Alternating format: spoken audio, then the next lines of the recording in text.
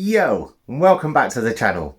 If you guys are new here, my name is JD and I'm an artist from Bristol in the UK. Now today's video is a little bit shorter than all my normal ones, but I recently went on a commission to paint a kid's bedroom and it was really awesome actually. I really enjoyed it, but I thought I'd take my camera along with me so that I can show you guys how it went. Now, in all honesty, it's mostly just time-lapse footage because I really wanted to concentrate on the piece mostly itself. But I recorded the whole thing for you, and I've also got the recording of the creation of the design too. So even though it's going to be a bit of a shorter video, I'm going to do a little bit of voiceover over the top of it, and I'm going to explain to you what goes in to creating a mural.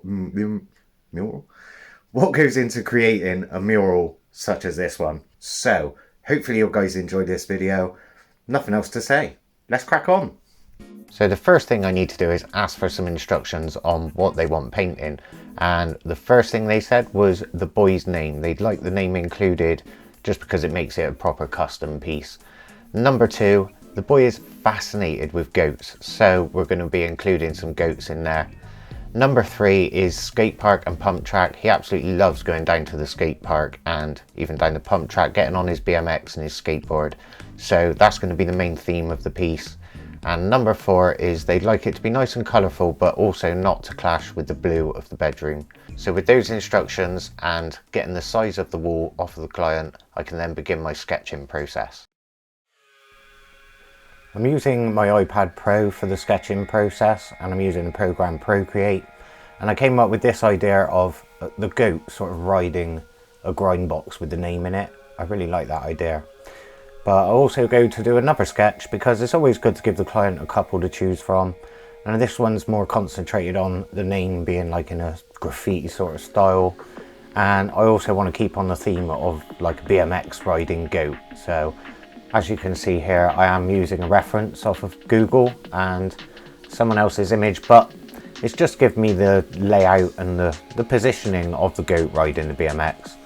Now, I'm also doing this to try and save time. I mean, when you're on a bit of a budget, you want to keep the cost down for the client. Time is not your best friend, so do what you can to try and save time. There's no harm in this at all. And as you can see, here's the two sketches. So I send them off to the client and yeah, they went for the second one, which I don't blame them. It did look much better composition. I like the depth in the piece as well. So what you can see me doing now is I'm actually outlining the piece. I'm doing a finished version so I can send it to the client so they can actually see what it's going to look like finished, full colour.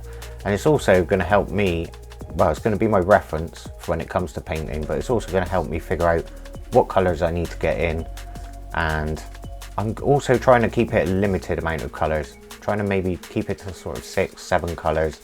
I don't want to complicate it too much. I do want to make it colourful, but you don't need every colour in the rainbow. So trying to utilise certain colours in different places.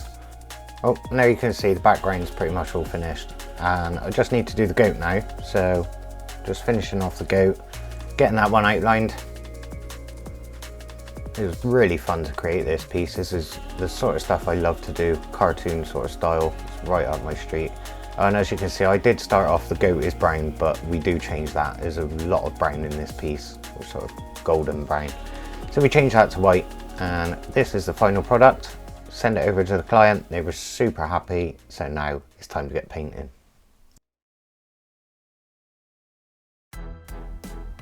So to explain what you can see here, this is called a doodle grid. And for those that don't know how this works, I basically done a load of doodles over the wall. I took a photograph of this and then I superimposed my image over the top while lowering the opacity a little bit, just so I can tell where my lines fall in correlation to where the doodle grid is.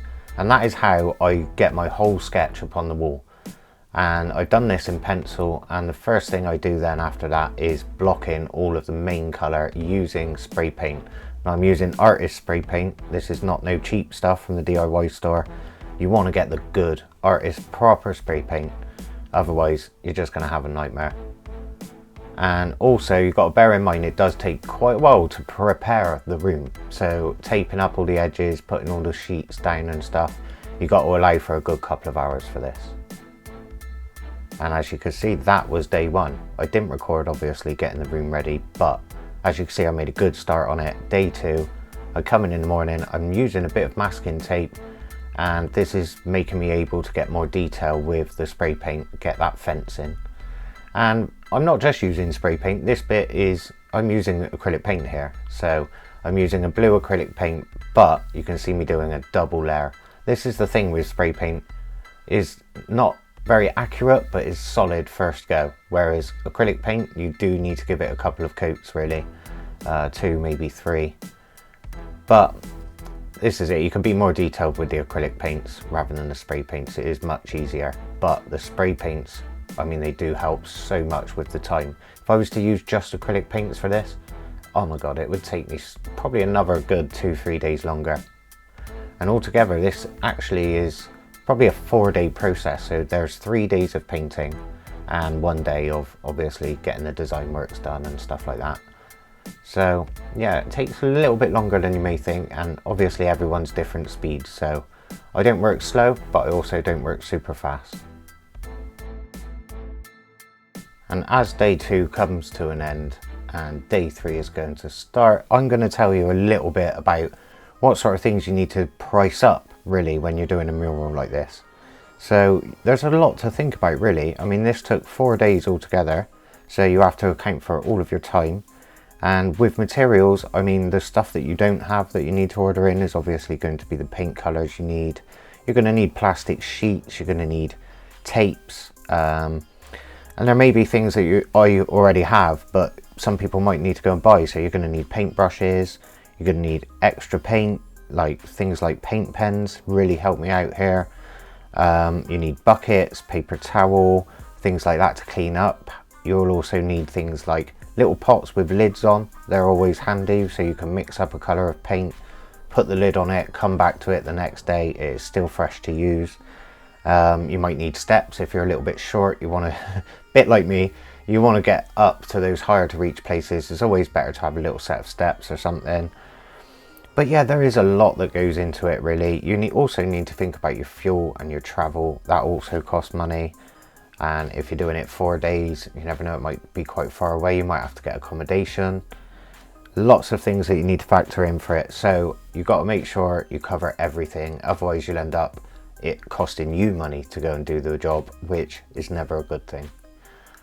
But anyway, we're coming up towards the end. I hope you guys enjoyed today's video. If you did, smash that thumbs up button, give it a like. And don't forget, if you're not already subscribed, please subscribe to the channel and tick that little bell notification icon. You'll be the first person to know when my next video drops. Now, here it is, the final shots.